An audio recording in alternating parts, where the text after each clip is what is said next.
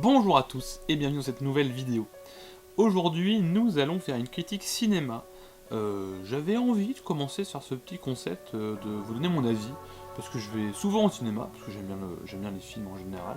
Je suis cinéphile, voyez-vous, et je me suis dit que ça pouvait être sympa de vous donner mon avis sur mes derniers visionnages.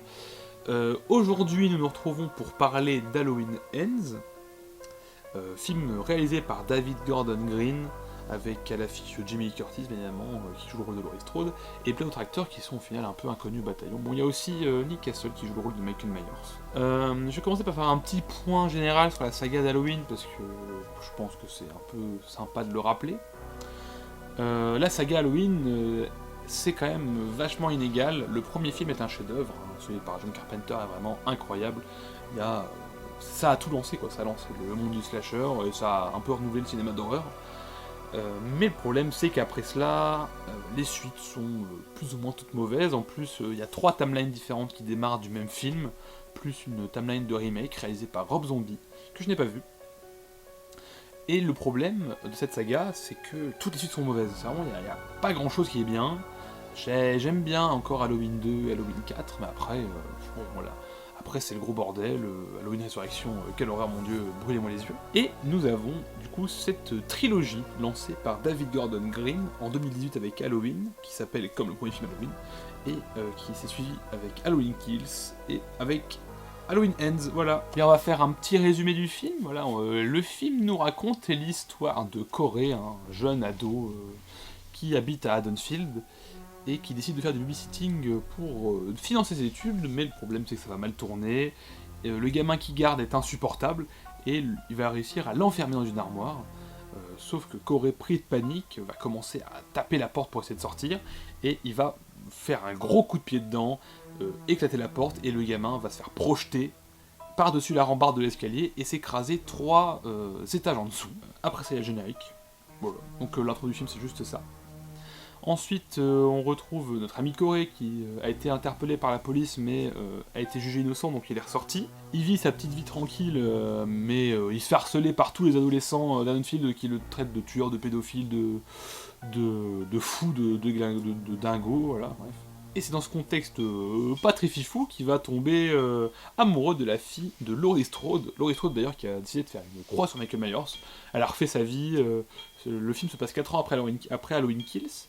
Et Laurie Strode, c'est devenu juste une mamie un peu cliché, quoi. Elle fait des gâteaux, elle écrit un livre. Ah ça, elle écrit un livre sur ses aventures, et d'ailleurs c'est vachement nul comment c'est mis en scène. Enfin, c'est... Moi, il y a une voix off et du texte, c'est vraiment nul. Du coup, il y a l'histoire d'amour qui sort entre la petite fille de Laurie Strode et Corey. Sauf que Laurie Strode, elle est pas vraiment pour ça, parce que elle voit le mal dans les yeux de Corey. Pour elle, Corey n'est pas quelqu'un de sain. Tu m'étonnes, il a quand même balancé un gamin par-dessus un escalier, hein, donc je comprends qu'elle ait des doutes sur lui. Notre ami Corey, un soir, va se faire taper dessus et sauter par-dessus un pont. Et il va survivre à ça, je trouve ça assez fou. Et après, il va aller dans les égouts et va trouver Michael Myers, notre grand antagoniste. Michael Myers est en train de bouffer des gens et être en train de pourrir là depuis 4 ans. Tu sais pas trop ce qu'il fout là, mais il est là. Et il est nul, hein, c'est vraiment juste devenu un vieux clodo qui essaye de survivre là. Corey va décider de se faire équipe avec Michael Myers et de tuer à sa place, enfin tuer pour eux. Voilà, parce que Michael Myers aussi a vu le mal dans les yeux de Corey, du coup il a décidé de ne pas le tuer, c'est complètement con. Et voilà, il va se lancer une amitié entre Michael Myers et Corey, enfin une amitié c'est un grand mot. Et à la fin, Corey va devenir un peu fou et va décider de tabasser Michael Myers et lui prendre son costume et son masque et tuer à la place de Michael Myers. Il va finir par arriver chez Laurie Strode, et là, Laurie Strode va lui dire « Tu n'auras jamais ma fille, tu es fou, machin ». Et lui, il est en mode « Ah, si personne ne peut avoir ma fille, alors si personne ne peut avoir votre fille, personne ne l'aura, enfin votre petite fille ». Du coup, il se met le couteau dans le cou, il se suicide, et Laurie Strode, comme tout personnage mal écrit, décide de prendre le couteau avec sa main. Et au moment où elle le prend, la porte s'ouvre et il y a la petite fille de Laurie Strode qui arrive devant elle. Et là, Laurie Strode nous sort la meilleure phrase du cinéma. Ce n'est pas ce que tu crois. Elle ne la croit pas et s'en va en pleurs dans la voiture. Je trouve ça assez fou parce qu'elle accepte très facilement le fait que sa grand-mère ait tué son petit copain. Elle part juste pleurer dans sa bagnole et c'est tout. Je pense que dans la vraie vie, tu réagis quand même un peu autrement. Et après ça, Laurie Strode chiale dans son coin, dans sa baraque. Et là, Michael Myers se dit « Bon, il reste plus que 10 minutes. faut que je revienne. Hop, il sort de son égout, il vient à la baraque et il décide de faire un combat final contre Laurie Strode. Bim bam boum, ça se tape dessus pendant au moins 10 minutes. À la fin, elle arrive à tuer Michael Myers, il l'accroche sur une bagnole et il décide d'aller le broyer au garage de la ville. C'est d'ailleurs l'endroit où Corey travaillait. Et ils vont le déchiqueter, et il y a toute la foule d'Haddonfield qui vient voir ça. Ouah, c'est l'événement de l'année, quoi. Venez voir le mec qui se fait broyer. Et puis à la fin, et bah, tout le monde est content, il n'y a plus de tueur, il n'y a plus rien. Et Laurie Strode, elle écrit son livre. Voilà, fin du film. J'ai trouvé ce film très mauvais, vraiment, j'ai trouvé ça nul à chier. Bon, les deux autres films ne vendaient pas du rêve, donc je me disais que celui-là allait être très mauvais, et c'était le cas. Halloween Kills, c'était une abomination à regarder, c'était vraiment nul. Je me disais, on pouvait pas faire pire. Et Halloween Ends fait pire. C'est vraiment nul à chier. Déjà, le film est un mensonge commercial, mais ça, c'est pas la faute du film, mais c'est plutôt la faute de la boîte de com. Mais le fait de vendre le film comme étant le combat final Michael Myers, Laurie Strode est un gros mensonge, parce que Michael Myers, il apparaît 20 minutes à tout casser dans le film. Et à la place, on a ce Corey qui nous a introduit, qui prend sa place. Il essaie de faire une sorte de passement de flambeau, mais il le tue, donc c'est complètement con. J'ai trouvé que c'était vraiment mal écrit, le scénario, si on peut appeler ça un scénario, c'est vraiment point A, point B, et puis c'est tout. On t'introduit des personnages dont tu t'en fous complètement. On t'introduit des stéréotypes à mourir, genre l'adolescent qui est une décapotable, qui a 15 000 filles autour de lui, t'es sûr qu'il va se faire tuer, quoi. Il est écrit sur son front, tuez-moi. Et après, le film fait ce truc de faire équipe entre Michael Myers et un jeune, ce qui n'a aucun sens, parce que Michael Myers, vraiment, il tue tout ce qui bouge, quoi. Enfin, ça n'a pas de sens. Et en plus, cette conclusion en mode ah, mais vous savez, le mal, il ira dans un autre corps. Bon, ça peut être cool, mais là, c'est vraiment mal fait, donc ça ne marche pas. Et Laurie Strode qui écrit son livre, là, elle écrit sa biographie, c'est vraiment nul. Niveau réalisation, j'ai trouvé que le film était vraiment très mal réalisé. Hein, David Gordon Green ne fait que vous filmez ce qui se passe. Hein. Hop, je vous filme d'un point A à un point B, je vous fais des plans larges et des plans rapprochés. Je fais des cuts tous les 4 secondes aussi, ça il aime beaucoup. Hein, c'est le monteur de Michael Carieto qui a monté ce film. Et pourtant, ce qui est bête, c'est que la réalisation est vraiment nulle, parce qu'elle elle ne tente rien, mais l'image est très belle, et les décors sont beaux. Par exemple, le manoir de l'intro, il est vraiment super beau. Moi, j'aime beaucoup l'escalier en spirale qu'ils ont fait. Et la caméra, à un moment, passe entre les barreaux. Ça, c'est plutôt cool niveau réa. Mais à part ça, il n'y a rien. L'image est belle, les couleurs sont belles, mais la réa ne le montre pas. Genre, elle ne nous laisse pas profiter de ces belles images.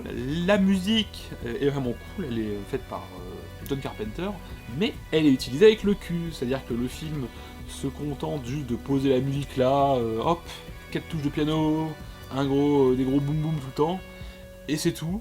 Il n'y a aucun moment où il n'y a pas de musique, le film met de la musique tout le temps, ce qui est vraiment un gros défaut, parce que l'une des forces d'Halloween original de John Carpenter, c'est qu'il y avait des très longs moments où on ne voyait rien, c'est-à-dire qu'il y avait des plans larges, longs, des très longs plans de 15 secondes, et il y avait rien, c'était un décor vide, et il n'y avait pas de musique. Et alors ça lançait du suspense et tout, et là, le film te met du piano tout le temps, du synthé, même parfois des chorales et tout, enfin c'est vraiment très mauvais là-dedans.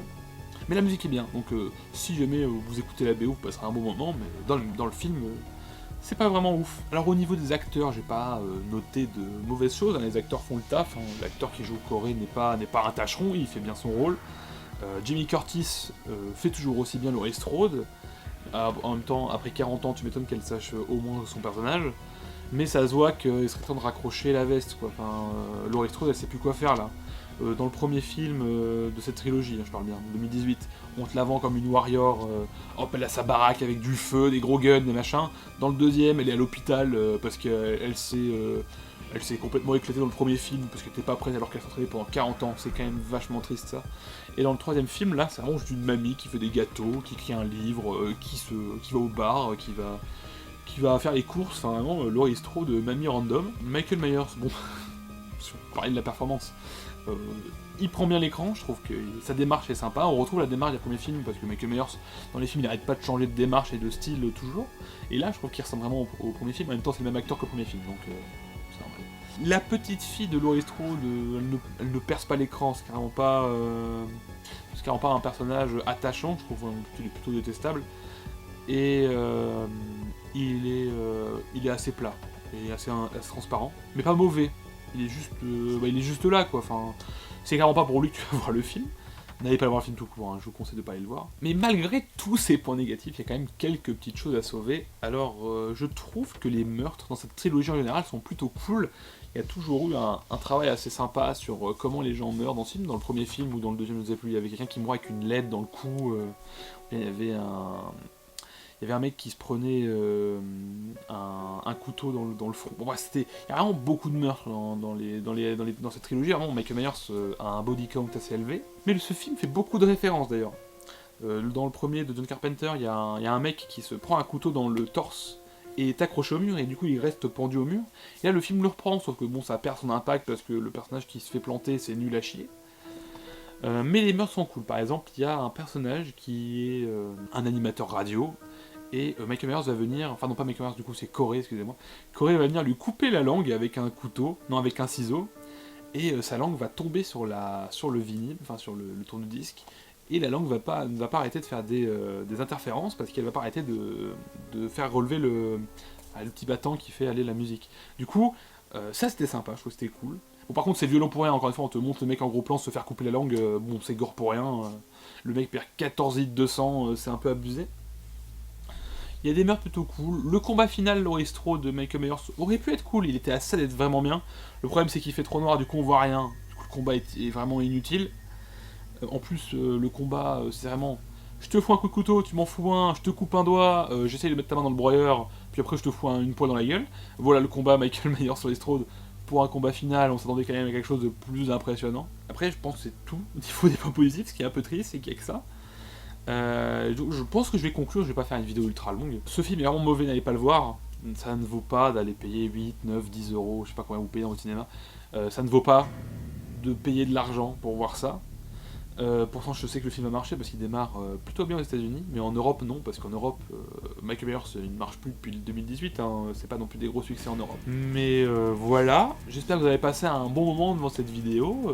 Je vous dis rendez-vous à dans 10 ans, parce que comme vous le savez, je sors des vidéos vraiment à intervalles très irréguliers. Abonnez-vous, vous pouvez liker, vous pouvez commenter, dites-moi votre avis du film dans les commentaires si vous voulez, hein, je serai très heureux de vous le lire. Et je vous dis à la prochaine. Au revoir. Faut que je sac ma main.